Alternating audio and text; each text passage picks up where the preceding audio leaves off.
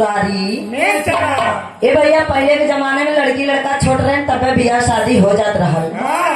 और जब पहले बियाह शादी हो जात रहल भैया, एक लड़का के सही बचपने में शादी हो गल।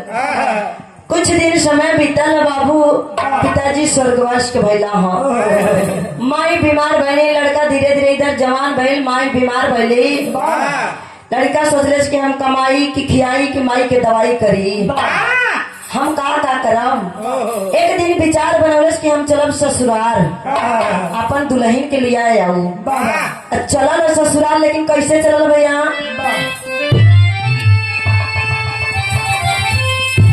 अरे बालक मन में किया विचार, सूट बूट पहिना तैयार हो।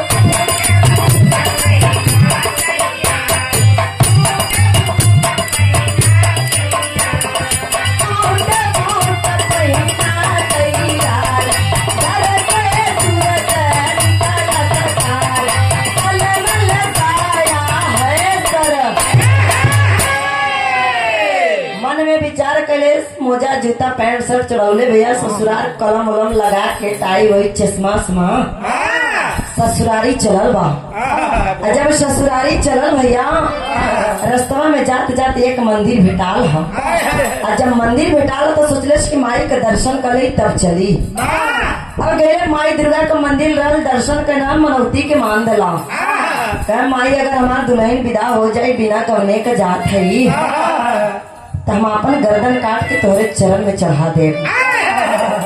माई तो मनौती जानता है, आजकल का देवी देवता बिना घूस के कुछ करे वाला नहीं है। उन्होंने खुश हो गई, कहे चला कम से कम खून तो पिए के मिले। भाई जब लड़का मनौती मान के चलल बा बाबू, उधर सास का मती मराई गई।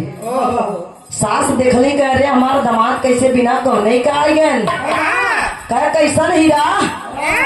कह मामा चुप रहा, माई मार बीमार बा। कह भैया तू बिना गौने के चलेला, हमर नकिया कटा देवा। केलो नहीं लेके आया, हैं? एक 8 दर्जन केलो नहीं ले यार, पैदल चला आया। है तक केलवई का भूखा है।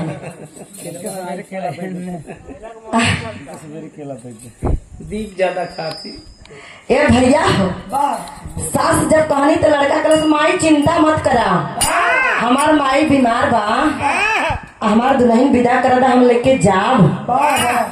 माई कहनी कैसे भैया? सास कहनी कैसे हम विदा कर दे? कहे आखिर ना विदा करबो हमरे माई के कुछ हो जाये तो हम गौना दुल्हन ले जाके का करब? इधर माई से मनौती कैले ना, सास के मती मराई गई। अब मती मराई बा भैया तो भैल का भैया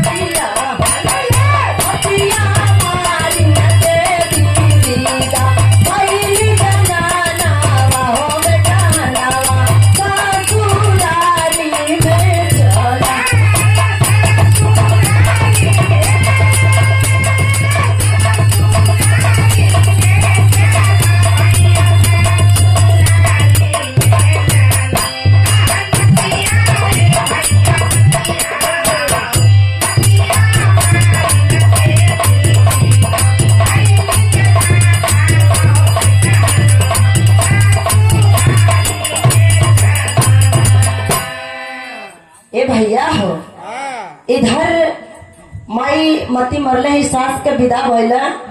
जब दुल्हन विदा भइल त संगे संगे के जात भैया अंतरा के लाइन।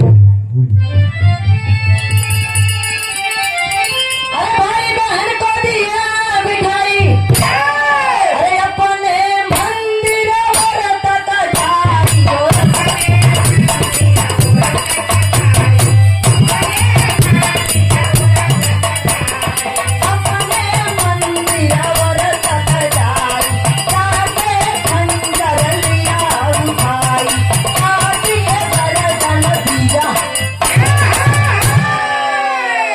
भैया दुल्हनिया जब विदा भइल तो ओकर छोट भाई रहल उहो साथे लग गयल।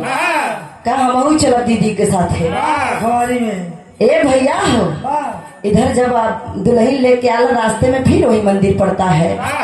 जब वही मंदिर फिर पड़ल बाबू सार के और अपने दुल्हन को रास्ते में बैठा दिला। कहले ये बैठा हम आवत है। दुल्हनिया कहले आखिर जात कहाँ हुआ? कहा हम विदाई करावे गले तो माई के दर्शन करे गली कि हमार मेहरारू विदाई हो जाई तो तोहार दर्शन करे आई। दुल्हन कहले ठीक बा जा दर्शन कैला। जब लड़का दर्शन करे गले बाबू माई के हाथ से वही खंजर उनकर तलवार निकलने में काट के गर्दन माई के चरण में चढ़ा दिला। इधर चढ़ावले बा 1 घंटा बीतल, 2 घंटा बीत गईल। दुल्हनिया अपने भैया से जाते भैया जो देख तो जीजा ना आएगा जा जा ये दीप भैया जा देखा तो जीजा कहाँ रह गईला। ये भैया हो बैठा है मंदिर में जाके माई के दरबार इनके पिछमोई बा, लेकिन इनकर मुड़िया तो कटा जुड़वा दी है ना। ये भैया वो लड़की वो दुल्हन की भाई भी गया मंदिर में। जब भाई मंदिर में गल तब देखल इस नजारा के कि जीजा का मुड़ी कटल बा बाबू। कहले कि अगर हम जा बहनिया से बताओ तो बहनिया सोचले कि हमार भैया मार डाल ले। बिना गौना के हमार पति विदा करा के लिए ना भैया कुल करनाश। माई के हाथे से वो खंजर उठौले भैया अपन गर्दन काट के वो चढ़ा दला। 1 घंटा बीत गई, 2 घंटा, 3 घंटा, 4 घंटा बीत गई। दुल्हन वही बैठ के इंतजार करत बा। और जब भैया इंतजार करत करत तब सोचले कि चली देखी हमार ना भैया आइल ना हमार पति गई ना नहीं आइला, आखिर रह कहाँ गईला। जब गई भैया देखलस दोनों जने का मुड़ी धर से अलग बा। तब वो लड़की माई से अर्जी लगौले, अर्जी लगा के वही तलवरिया के वो उठा लस। और जब तलवरिया के उठौलस बाबू कहलस कि हम जी के का करम। जब गर्दन काटे चलल माई तुरंत प्रकट हो गई। कहा बस बेटा अब ना इन्होंने तो दोनों पागल रहो ना, इन्हें के पीछे तू काहे पागल होत हो।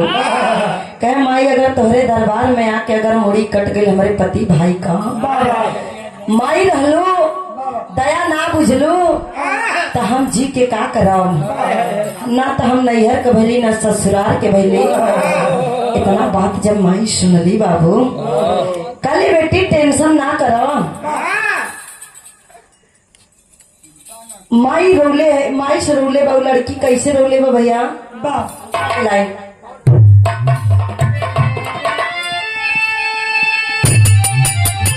अरे नारी रो दे के माई के चरनिया, अरे नारी रो रही गई अरे नारी रोवत रही गई जाई। अरे लौटी अपने भवन को आई।